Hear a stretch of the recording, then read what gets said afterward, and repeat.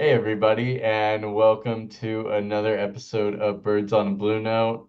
I'm here with RJ, and we will be discussing the A's series, a little bit of a recap of that, and then just a quick preview into the Brewers series coming up. But going back over to the A's, RJ, I know you had a bit you wanted to talk about. Let's hear from you.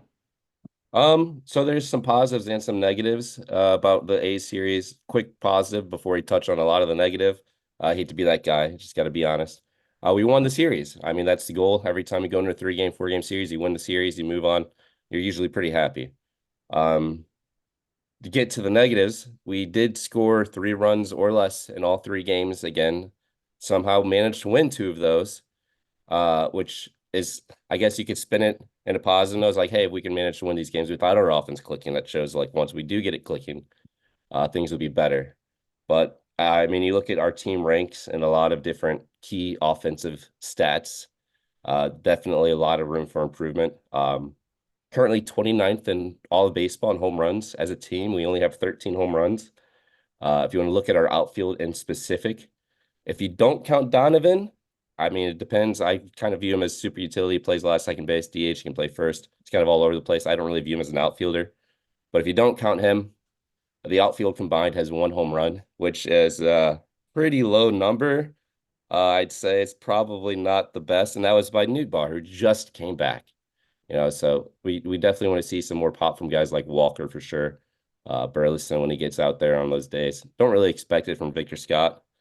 If he can manage to just get on base a little bit more, that will make it for the lack of home runs. But yeah, like we're 24th in slugging in baseball, 24th on base.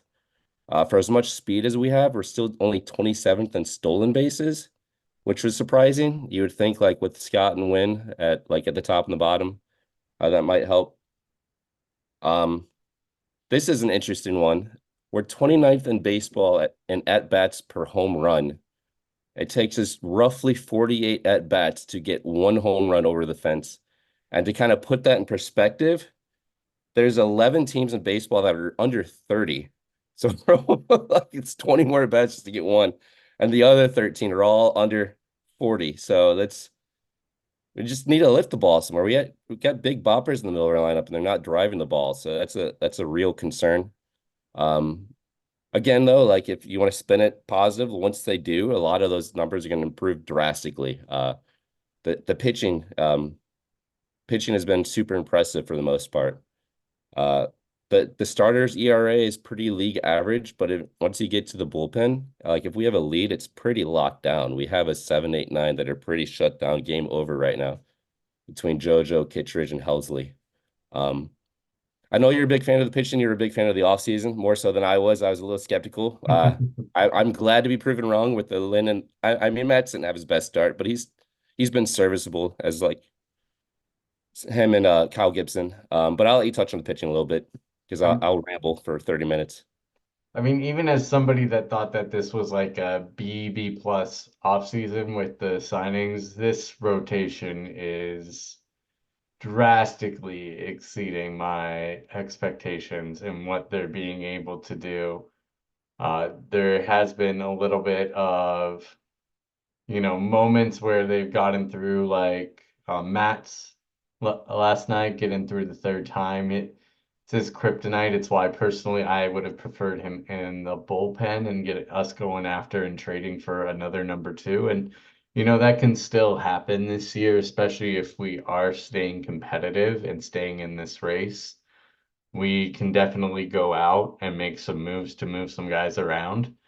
But I mean, I've been loving what I've been seeing from pitching, but honestly, like I thought that I would be seeing more contributions from the hitting. So it is alarming, but at the same time, I have to not allow myself to get high or low too much at this point in the season because we're only 10% of the way through. So if these guys heat up even for like the last 70% of the season, like that's still going to be a good year. And like it's kind of like with Goldie, he had that MVP year a couple years back, and he had the one of the worst months of his career ever at the end of that. What if this is just the Yeah, worst first that's month true. of his career ever, and he blows it up the rest of the way, You hope so. You hope that's the case because he is 37. And it's funny you bring up Goldie. He only had one hit the series. Like that. He's him and Arnaud are like the two key components to make sure this offense clicks. And if they're not hitting, it's not going to work. Yeah, it just won't there. It's one of those things. So we'll have to Sorry, we see got a where it special guest goes. appearance for my son who wants to keep popping in, so I apologize for that. Hey, it happens. It happens. Hopefully, he'll be going to a few games this year. Yeah, we went to a couple last year, so hopefully we'll get a few more. He's excited because it's storming here, so I apologize. That was the weather. Weather. Uh, No, that's get perfect. I sidetracked. mean, I just want to continue to see what we have been seeing from the rotation and the pen. It is nice knowing that we can pretty much lock down most of these games for the most part once we are able to get a lead, but we You have would to like be them to able to not get a be a lead. 3-1 or 3-2 lead, though. Yeah, It's I'd been prefer a to lot of not have as much cardiac cards this year as yeah, possible, but I mean, again, the wins are what matter. At the end of the day, nobody gives a shit what the final fucking score was. Did you get the win? That's what matters on the regular season stats. We don't really get much extra bonus points for runs scored. I mean, it looks nice, but there have been plenty of teams that have scored tons of runs in the regular season and come playoffs, that's yeah, when they for sure. suddenly And bust. So pitching wins in the playoffs too, and it's just especially key to have like that's kind of the way it is now in the playoffs. If you have that lockdown bullpen, like those are the teams that are most comfortable, confident in the playoffs because they know you just get like a 1-2 run lead, get to the pen, the game's over. yeah, exactly. It, Now, if we can start getting 4 or 5 runs, that'll make me feel even more comfortable because we won't make you have to feel use as much of the pen, or we can bring in guys like Gio and Halsey in more low leverage situations throughout the season just to keep them like yeah, warm, but not, having to be like sweating bullets every freaking pitch, hoping like, shit, if I make one wrong mistake, now yeah. suddenly One blow bad the pitch and game. the game's over. Exactly. Because you feel that as a pitcher. You feel that extra stress, and you can get injured more when you're stressed more. It can lead to mistakes and those mental Well, and like to errors. point out too, like a couple of the guys that have been super impressive out of the rotation. I mean, obviously Sonny Gray and Lance Lynn. Lynn pitched 7 innings, gave a 1 earned run, 2 runs, 101 pitches. I mean, guy's a bulldog. He is exactly what we wanted him to be when we signed him this offseason. Not so much the guy that a lot of the fans thought he would be giving up home runs left and right, which I kind of figured might be the case because Bush does suppress home runs quite a bit. But to be as good as he's been so far early, I mean, he's got a 2.18 ERA. It's not going to stay there, let's It's be no, honest. no, But but he's even if he finishes, we already said earlier this season, if he finishes eating 180 plus innings and he has a sub 4 ERA, that is a win in my book 100%. Like, all yeah, day. even if he pitches Sub like 3 three, ERA, three, I five, am freaking yeah, giddy as sub three hell. and then Cy Young conversation. That's Cy Lin. I doubt that's gonna stick. I mean, even 3-3, 3-3 or 3-5, I will be very happy. Like when I say sub 4, I'm talking like 3-9-8, Yeah, because he's supposed to be like style. a number 4, right? Like in theory, like Gray's the 1. Matt's is probably like the 2 or 3. It's that's a valid criticism, I think, like that a lot of people had about the pitching staff coming to the years. Like, we don't like have a legit number 2. It's a lot of like 3s and 4s, but like the 3s and 4s pitch like number 2s. I mean, who cares, right? And we can also trade for a number 2 in the season. So from the front office perspective, it comes into that conundrum. Do you bet on somebody at the beginning of the season, not knowing how they're going to produce? Or do you take a run with less, risky guys and then make an upgrade mid-season when you know for a fact who's doing well and who's available from teams that's going to be less costly? So it's like one of those arguments, and we aren't in those negotiations at all, so we don't know what people's asking prices were for trades or anything like that. But I mean, I could honestly see us moving some guys towards the deadline again if we are showing that we're competitive. Because it doesn't hurt the front office to go and trade and kind of do addition by subtraction and moves from a few places where we have log jams to get another arm and whatnot if need be. But I mean, that's just my thinking with that. For I'd sure. prefer to have the number two going into the season, but at the same time, if it's just one upgrade that needs to be made, like doing so in season is not unheard of. In fact, it's quite common No, and here's for the thing also too is like, let's say the offense continues to struggle and it's the pitching, that keeps us in it. Um, maybe like, then I'm not saying this is what will happen, but like maybe we enter a situation where like we're actually looking for another bat instead of another arm. And it's a good thing we didn't trade those pieces in the offseason because now we can use those for a bat instead of the arm. And then like I said, that's we hope the offense picks it up and figures it out. There's a lot of talent, but we could have depleted resources on something that's not necessarily a need based on the way they're performing currently. And we sure. could say that for something else that we actually do. But we could probably talk about this all day, Yeah, probably. Getting back to the A's, what other, I know you had a few other negatives you wanted to cover too Um, before we I get to covered most of positives. I covered most of them. I kind of ramble a little bit. I actually did want to point out a couple positives. Um, Go we're ahead. talking offense struggling. Couple guys that are not struggling. Win. He had two hits game one. He didn't get another hit in the rest of the series, but he got two walks game two, two walks game three. He makes a difference in defense, makes a difference with speed and scoring runs. So like even when he's not hitting, like to be able to contribute still to win is super important. Like, and that's the thing with like someone like Goldie right now is like he's not hitting, but he's also not getting on base. But like Wynn's doing that, and you like to see that, especially from a younger player, to be able to grow into that type of like I'm not going to get my pitch. I won't swing at it. Like, who cares if I get a hit or not? If I'm getting on base twice a game, I'm going to help my team. Mhm. And then Contreras, he's currently on an 11-game hit streak with an injury like in between. I mean, he's been everything that we could have hoped he'd be when we signed him. Guy took a lot of flack last season, I think, unjustly, and came back pretty strong. And he's been impressive behind the plate too, calling games, framing pitches. He had that throw out the other day from his knees, very Yachty-esque. Um, those guys have been huge for us. So like we got a couple really impressive young players. We just hope that our core picks it up and then we won't have to win a bunch of 3-1 or 3-2 games or lose those 4-3 games because we can't score more than 3 runs. Um, 10 of 11 games we scored 3 runs. It's just that's crazy. Offense needs to figure it out.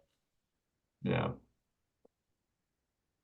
I mean, we'll see how things go. I mean, I'm hopeful as things heat up, as these guys get used to it. I mean, one of the benefits of someone like Goldie and Nato seeing 90, 95 on a daily basis is your reflexes eventually catch back up after the off season. They will get going. Goldie may look lost at times, but you just got to chalk that up right now to early season woes. And, we can talk about that in a couple months if it's Yeah, still no, I an hope that's the issue, but case. knock on wood, we're not Yeah, doing that at all. definitely hope that's the case. It's just the big thing with him that's concerning, I guess, more than anything is his age. He's 37.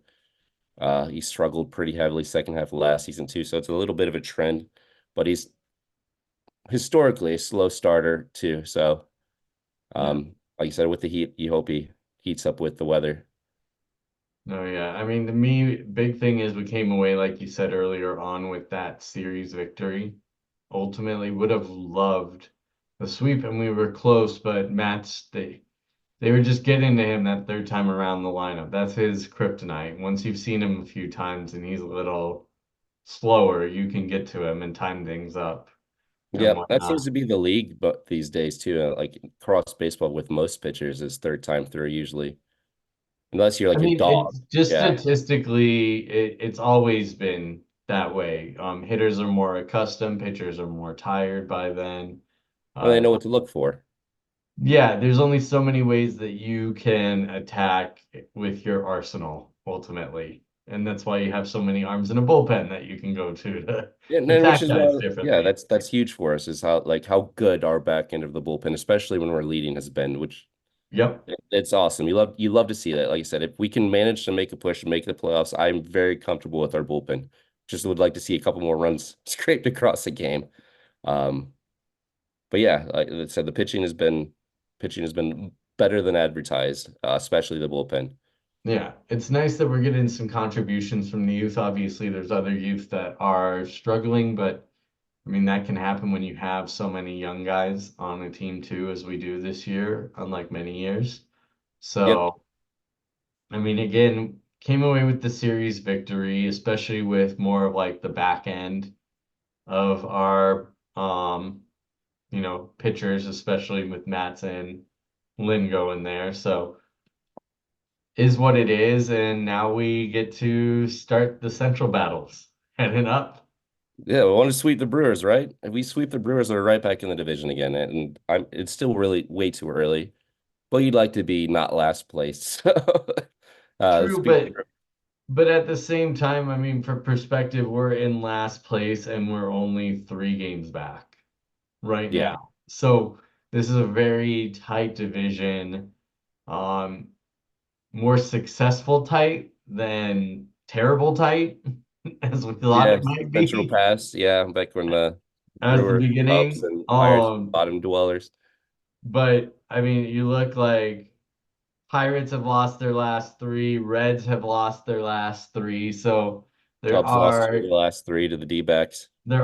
Thank there you, are Randy signs Grichuk. of weakness and whatnot in the division. And I mean, even if we just take 2 of 3 here, we're back at 500 at 11 and 11, and that gains us some ground, you know? Yep. Win the series first and foremost. If we're in a Yeah. position to sweep, obviously you want that, but win the series first and foremost. That's the most. If you win every series in the season, you're a playoff team. Yeah, Simple as that. exactly. And the thing is too is that I mean it is a home series, so you hope you can take those first 2 early. So game 1 we have Gibby going, Yep. it looks like. And we're gonna be going up against Peralta, so we gotta get to him early. He's Yeah, one of he's those their guys ace that now. So no Burns, no Woodruff. Peralta's the ace. So if we can beat him, we're in a really good shape. and normally we either get to Peralta early or we make him look like an ace. You know? He's been pitching one so far this year. So hopefully we E- can. Even in years where he's done well, I feel like we've hit kryptonite at times. I mean that maybe that's just me, but and then game 2 we have Miles going against Hall.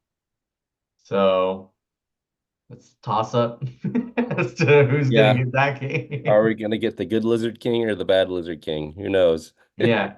And then we got Gray finishing up the series. So hopefully he can seal it. Maybe we can finally win our first final game of the Yeah, series no, for the no kidding. season. It's But funny. It's the opposite. Last season we could never win the first game, yeah, and we were always behind. yep, I'd rather be winning the first game of the series and losing the last one if we're just being from a head perspective, you yeah, know. for sure. But I mean, it is what it is. So we got that coming up. Any final thoughts on your end I before we mean, head you out? great, like you said, you feel really good about Gray in the series finale. He's been better than advertised as well. Hasn't given up a run yet, knock on wood. His last start was a 6 innings. He was on like a 75 pitch count. Still managed to get through 6 innings, no walks, 6 Ks. I mean, he's been phenomenal. So he looks like who we wanted him to be. Um, if we could just split one of the first two, you feel really good about going with Gray in the finale, Oh yeah.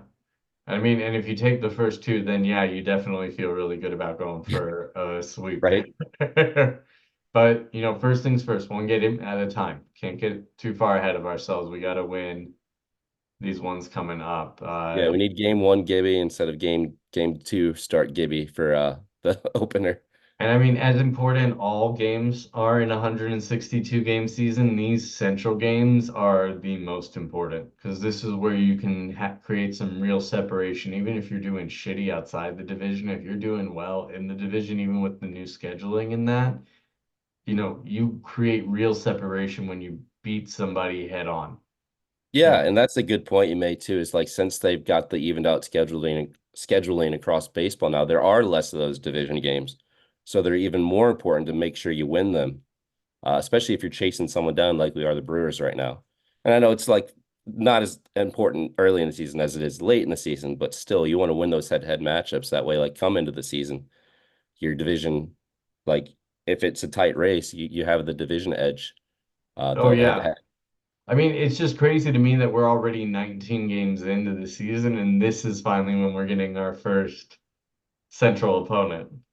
right? Normally we have somebody at least one before this Yeah, we'll point. usually get like So, the Pirates like early on at home or something to feel good about ourselves, or like the Reds. And well, we're already over 10% of the way through the season, and I know that, might seem like a lot of games and not to others, but, over the course of things and how things get spread out to have your first game be like that far in, it's like getting 10% of the way through a test without any questions at all. And then you're like, oh, okay. yeah, this is name, date of birth. Yeah, it's like, oh, all right, where's the question? Oh, it's on the next page. All right. That doesn't make Yeah, and I sense. don't even when do we even play the Cubs for the first time? I feel like that's not till Um, May, right? so we have the City Connects dropping in May, and I think that that is our first series That's against, crazy. yeah, we play the Angels. We play the Angels out here in California with near me before we play the Cubs. First Yeah, series I'm against the Cubs is going to be the 24th through the May 24th. 26th. Yeah, it's like only 3 25th, they're months going to into be the wearing season. the City Connects. Yep. Can't wait to see those Arby's inspired. Uh, I'm joking. It will be funny though. I just said we have the meats and like an arch. I I would just love it. I would love it if it looked like the Golden Arches. Oh, the Like McDonald's? if, Yeah. if to just stick it to McDonald's, he's like, oh, you know what? I'm gonna. If you're from St. Louis too, you know that the famous McDonald's on the boat in the Mississippi. No, I mean that would be hilarious, but no, I mean it's gonna be interesting to see what those look like. I mean, I I have hope my they're money good. ready, but at the same time, I'm not gonna hold my breath. If it's not good, I'm not buying it because it is Fanatics now. Yeah. I hope it's good. I feel like with the City Connects, unfortunately, there's been more misses than hits. But a couple of the ones they did hit on, I think, are really nice. Like I really liked the Nationals one. Um, I liked is it the Marlins one? No, the Padres that had like the green and the pink and the yellow. I thought were pretty cool also. Um, the I Rockies, I like the thought were good Angels. ones. The Angels felt like it was a nice beachy, like Yeah, like 70 surfer to type 90s of, vibe. yeah. But Um, there's been some pretty bad ones too. Like the Dodgers kind of stunk. the, It's just the blue, is it lost Dodgers, I think it said. It's not the great. thing that scares me really with it is that we've never gone away from the birds. Yeah, we're pretty traditional in the way we do our uniforms, which Like, credit to if you DeWitt. look at our uniforms over the year, we may change the color scheme, we may change like how many birds are on the bat or what the birds look like or what the bat looks like, but it's been the birds and the bats there. Oh Like yeah, but we're steeped in tradition, like it's between just like the probably Yankees. It's the us and the same Yankees. logo. Yeah. It doesn't change and somehow it still sells everywhere all the time. So it's going to be interesting. If they botch this, nobody's going to buy it because Yeah, I hope they're good. It'll be cool to see something a little bit different. I would I'm love something yeah, different. I would love something different that isn't permanent because I love the birds on the bat. It's iconic. It is who we are ultimately. Like, don't ever fucking change it, but it would be nice to have like this like one-time thing type of deal that it's yeah, like, for sure. oh, here's a little specialty thing, kind of like how we get like the specialty logo when we host the All-Star game and Yeah. everything. Things like that. Yep. No. Well, everybody, as you may have noticed, we unfortunately lost RJ due to technical difficulties with a storm moving over his area. So that'll do it for today's episode. Thanks again for joining us. Don't forget to like and subscribe, and we will see you next time. Have a great rest of your day.